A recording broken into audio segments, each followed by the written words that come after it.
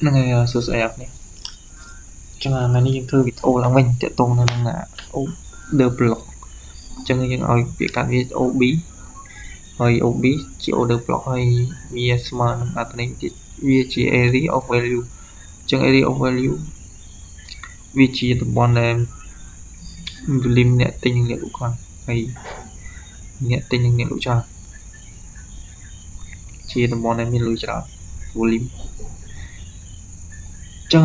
យើងឲ្យខ្ញុំនៃ OB គឺជាដំណើរការរបស់ market cycle ដែលវាមានលក្ខណៈឡើងចុះខ្លាំងអាចជាឡើងចុះហើយអាចជាចុះឡើងចានេះយើងហៅវាជា OB up ហើយនេះហៅវាជា OB down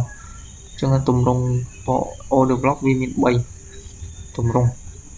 យើងបែងចែកវាទៅនេះទម្រង់ទី1នេះទម្រង់ទី2នេះទម្រង់ទី3ចឹងឲ្យខ្ញុំសរុបវាចូលគ្នា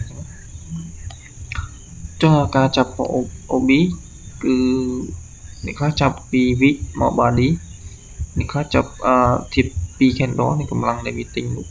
ខ្លាំងហើយបូកផ្ដាច់មានធៀប candle 2ហើយមួយទៀតកម្លាំងបូកដាច់ចឹងគេចាប់ candle ទី1និង candle ទី2មកយើងយកចាប់ពី candle ទូចចឹងគេចាប់វាមកឃើញប៉ុណ្ណឹងហើយភាសាឡើងបូកទៅហើយវាមកវិញគេចាប់យក OB ដើម្បីចុះសាចឹងគេចាប់ OB ហើយ order block OB និង FG ចឹង OB យើងចាប់មកប៉ះ OB យើងបាយ confirm ឲ្យដល់ signal ចឹងហើយចែកតាម5ទូក្នុងការ confirm ដូចជា5នាទី15នាទីចឹងដែរ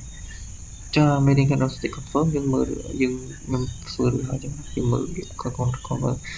ទាំង3ហើយ candle confirm ផ្សេងធៀប candle នេះចឹងទម្រង់អានេះprediction គេហៅវាជា base អានេះ rally base drop ចឹងយើងចាប់វាជា OB ចឹងយមន័យមួយទៀតគឺជាម្ដុំរវាងអ្នកលក់និងអ្នកទិញ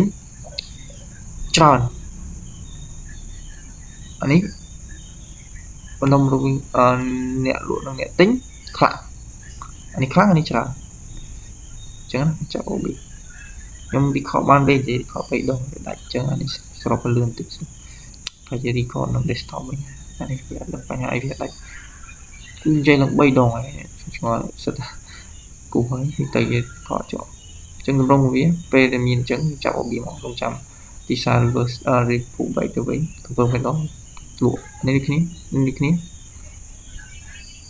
ចាំលក់ចឹងអានេះជា OB up 3នេះឥឡូវជា OB down ហើយទម្រង់3ផ្សេងចឹងយ៉ាងប៉ុណ្ណឹងទេការចាប់ខ្ញុំប្រាប់របៀបចាប់ចឹងគឺអ្នកខ្លះចាប់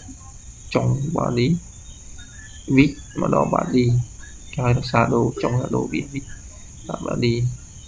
ចឹងការចាប់មិនចេះចាប់ដែរយើងមើលដែរអានេះ strong cell វា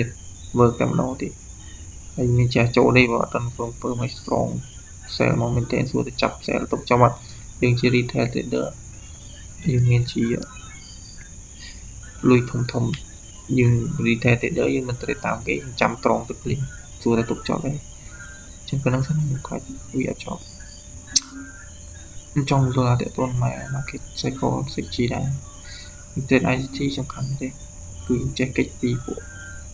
យើងចេះកិច្ចពីតែ